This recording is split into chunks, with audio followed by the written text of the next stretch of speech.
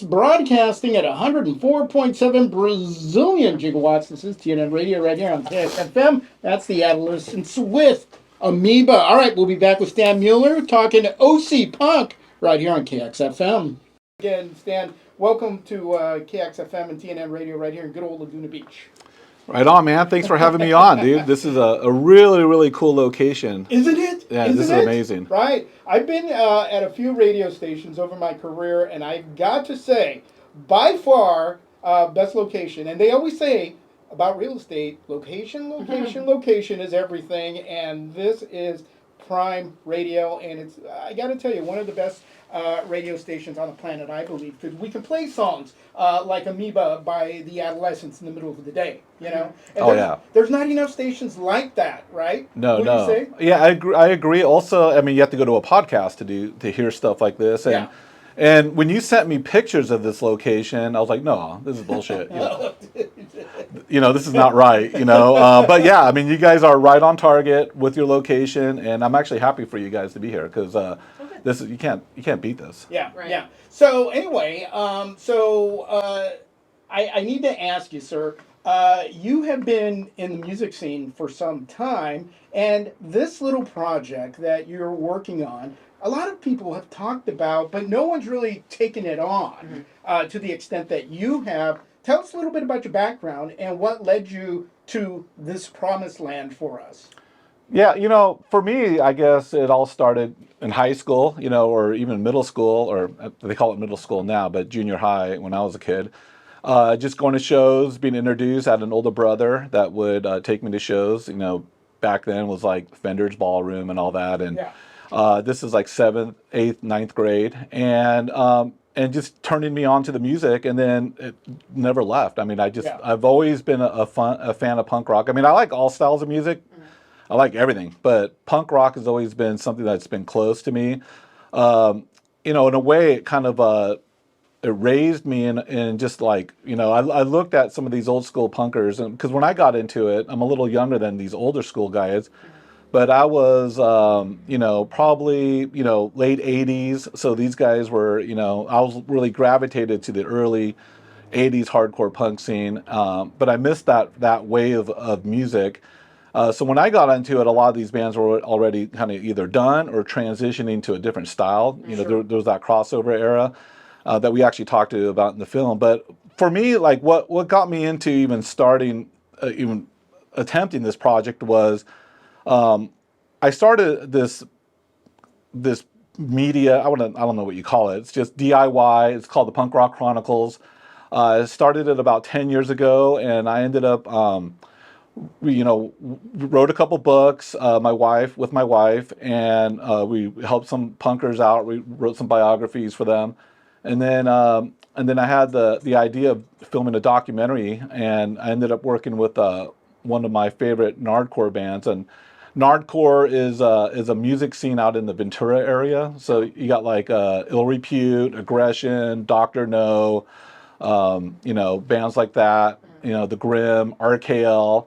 They all came from this Ventura scene, and I just, when I grew up, those were bands that I was super into. They're just raw. I mean, a lot of those albums came out on Mystic Records, and whenever I'd go to record stores like Vinyl Solution, you know, if I saw anything on Mystic Records, I'd buy it, and a lot of these bands were from Ventura. So I ended up putting together a documentary and book on this band called Ill Repute. And that was kind of my first attempt at, you know, we were able to successfully film a documentary, write a biography on the book, and then package it and sell it. So I felt it was an accomplishment, especially since it's all DIY. I have no idea how to film a documentary. You know, that's now. Well, yeah. I mean, I guess, you know, it's all learning experience, Dude, right? It's obvious because you had me and Rachel on your thing. Yeah, we sold you on it, right? If you're just tuning in, we're chatting with Stan Mueller of the Punk Rock Chronicles. Real quick, dude, I may be a couple of years older than you, but when I first landed in Orange County, I would go to a couple of local, I consider local venues. I'd go to Fender's Ballroom and a place called Goodies up in Fullerton. I don't know if it's still there or not, but I'd see some cool local bands there.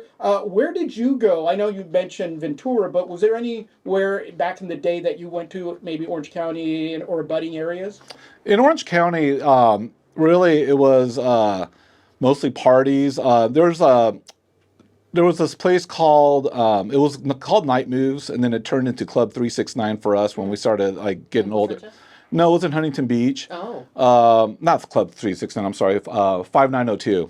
5902, right? Yeah. Christians in the background flashing. Yeah. Club 369 was another Fullerton club. Yeah, and I would go there too. So this was like in the 90s. For me, it was mostly backyard parties, like big time. Just every weekend in Huntington Beach, that's all we would do.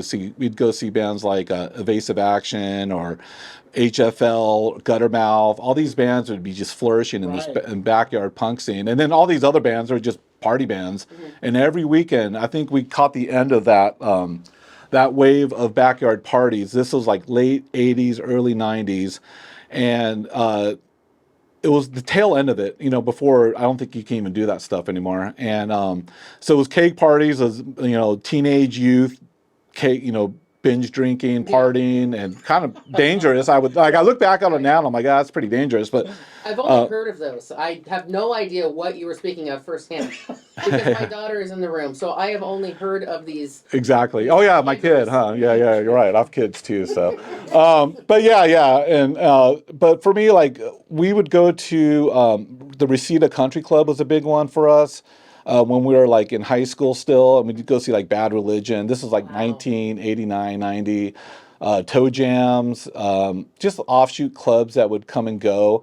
Where I saw a lot of great bands, even punk bands back in the day, was the Palladium. I'd go up to the Palladium. Yeah, the Palladium, absolutely. You know what was weird? There was like this club called Coconut Teasers up on the Strip, and it would be a little hole in the wall, but you would see like some cool bands come in there every so often, and they're in Gazzari's. I don't know, did you ever go to Gazzari's? No, because I was too young. Maybe? I think you had to be 20. Well, the Roxy it was all ages, I think, at times. But for like those Coconut Teasers, we weren't 21 yet. So we'd have to go to the all age shows. We always hunt those down. There was one in Spanky's, and then in Riverside that had a lot of Spanky's Pizza. There was always a lot of cool punk shows there. The one in HB, the Golden Monkey? The Golden Bear? Golden Bear, there you go. Yeah, that was long gone, but by the time, we were like, little kids. So we missed all those. The Cuckoo's Nest. Thanks for giving my age away. I was going to say, he just took a shot at you.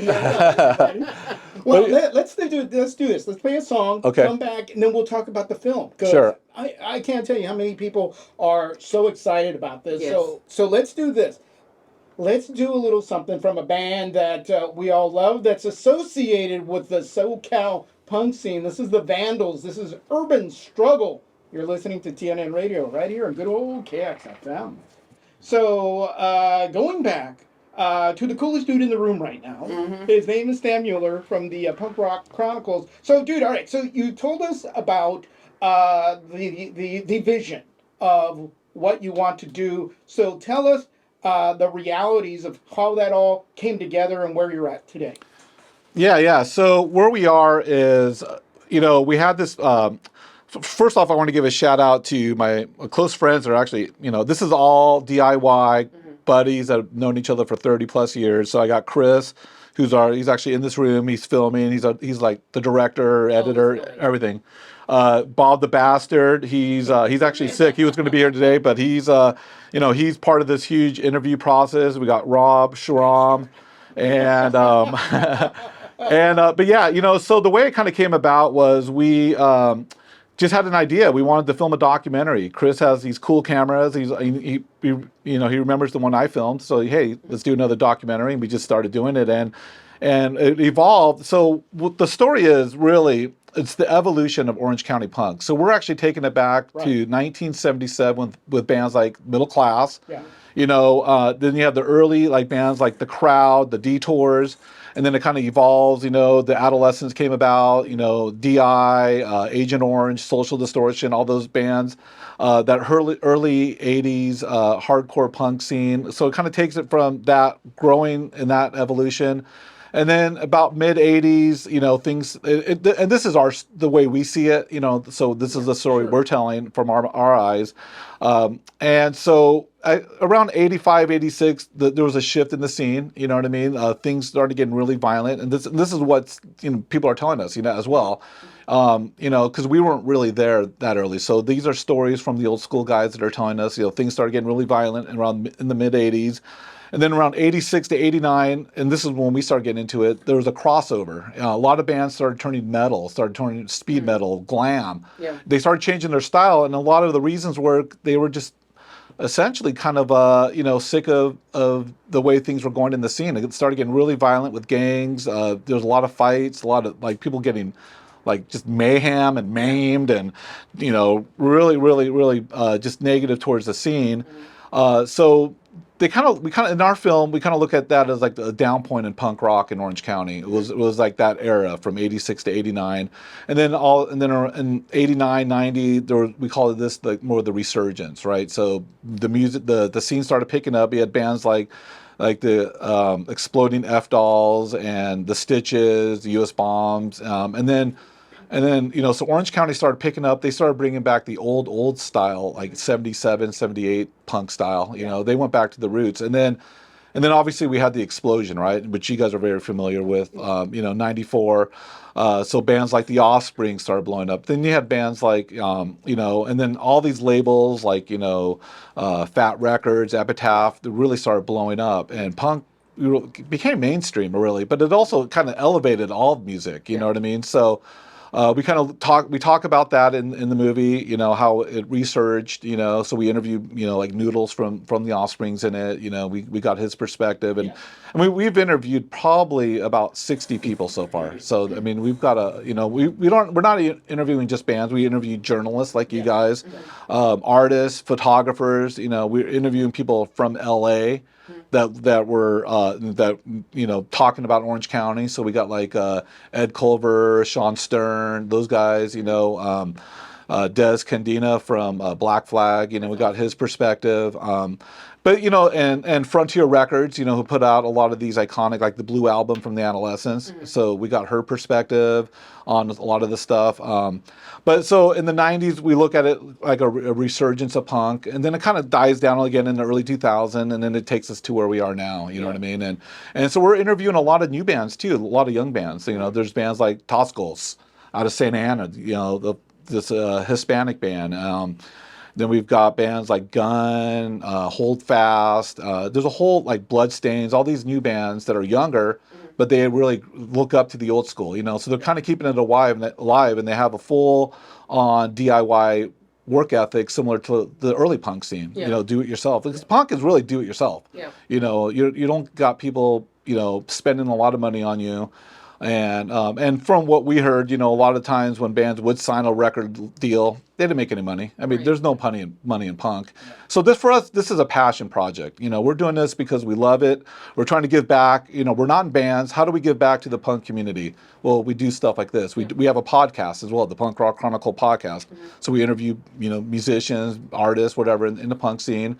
And then we're filming a documentary on Orange County punk, and we just trying to uplift the community, and help spread the word. Yeah, if you're just tuning in, we're chatting with Stan Mueller of the Punk Rock Chronicles. Dude, we got to get into some music because we're almost out of time. Can you stick around for one more break in the next hour? Do you mind? Yeah, absolutely. Oh, sure. I got to tell you two stories, Rachel. One, I knew this was a legit project when I show up to do this interview, and I'm sitting next to Nate Jackson from the LA Times. I was like, damn, this is real. Two, I thought you were going to say when I was like, hey, Jimmy, you should be interviewed on this. Because I'm going to do it. Here, let me hook you up. Here's the other thing. When someone's legit in the scene, when you have a off camera chat and I say something to to Rachel, I'm thinking someone else, to Rachel, and I said, hey, there's a gas leak or something here in Laguna. I think Stan might get caught up in something. He goes, he's ingested worse things than a gas leak. So he's totally punk rock. So let's do this. Let's play some music, and then we'll be right back with Stan Mueller and Punk Rock Chronicles. We'll talk about that. And then we got Jenna, enemy of the Von Trance in the next hour. So hang tight. Here's a little Social D right here on KXFM. one guy I do know how to pronounce. His name is Stan Mueller, That's right. and he's in the KXFM Pearl Street Studios. And before we finish up here, Stan, the question we all have is the project that you are having. When is it due out? Are you going to be doing any big promotion for it? And more importantly, when it does come out, where can everybody go to find out everything there is to know about the Punk Rock Chronicles? Yeah, so right now we are doing, we're in post-production. We are doing a trailer preview at Warfest in Long Beach. It's at the Gas Lamp. It's on April 22nd. TSOL's headlining. The Stitches are playing.